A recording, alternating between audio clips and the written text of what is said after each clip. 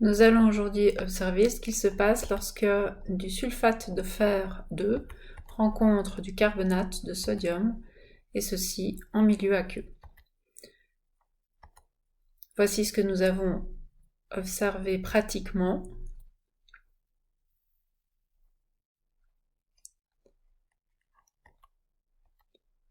Nous avons donc au départ de l'eau.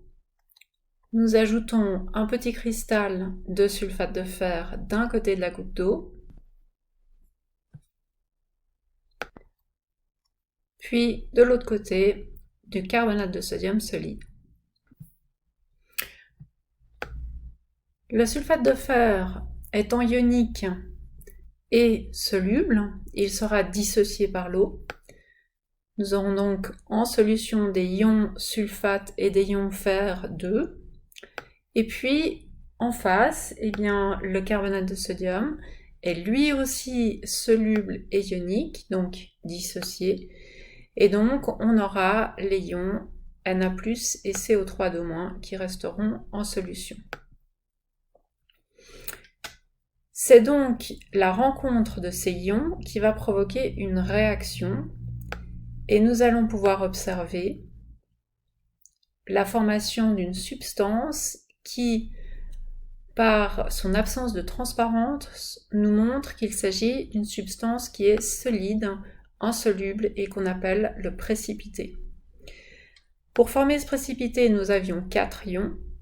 Nous allons donc essayer de créer des nouvelles substances à partir de ces 4 ions et voir si l'une de ces substances serait insoluble.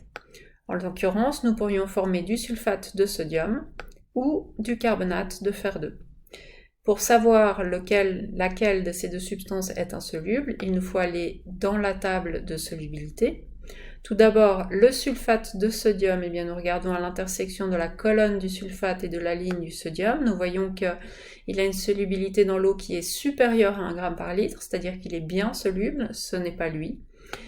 Et le carbonate de fer 2, si on regarde à l'intersection de la colonne du carbonate et de la ligne du fer 2, nous voyons cette fois une solubilité dans l'eau inférieure à 1 g par litre. Cela signifie qu'il s'agit d'une substance peu soluble et ce sera donc notre précipité. Nous avons donc le précipité qui est du carbonate de fer 2 solide et puis des ions qu'on va appeler spectateurs, le sodium et le sulfate, qui n'ont pas participé à la réaction.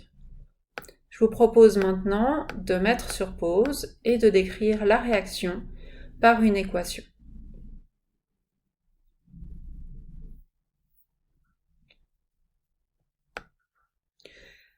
La réaction vue précédemment peut être représentée par plusieurs types d'équations.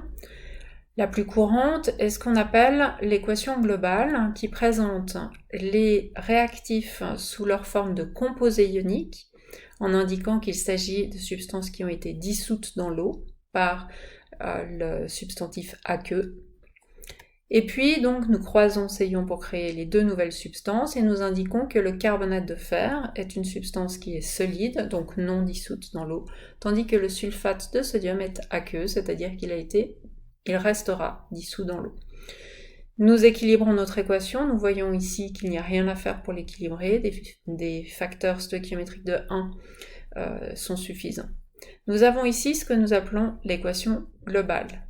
À partir de cette équation globale, nous pouvons aussi écrire une forme dite ionique, c'est-à-dire que toutes les substances qui sont dissoutes et dissociées, au lieu d'être présentées sous forme de composés et puis d'avoir simplement après indiqué entre parenthèses qu'il s'agit de substances aqueuses, nous les dissocions, donc le sulfate de fer, le carbonate de sodium, ainsi que le sulfate de sodium. Seul reste sous forme de composé ionique la substance solide qui n'est pas dissociée et donc qui ici en plus n'est pas dissoute.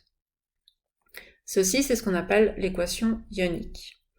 Dans l'équation ionique, on relève que avant et après réaction, certaines substances sont présentes, c'est-à-dire qu'il ne leur est rien arrivé, c'est le cas du sulfate et du sodium, ce qu'on appelle les ions spectateurs, on peut les éliminer, et à ce moment-là, on obtient ce qu'on appelle l'équation ionique réduite.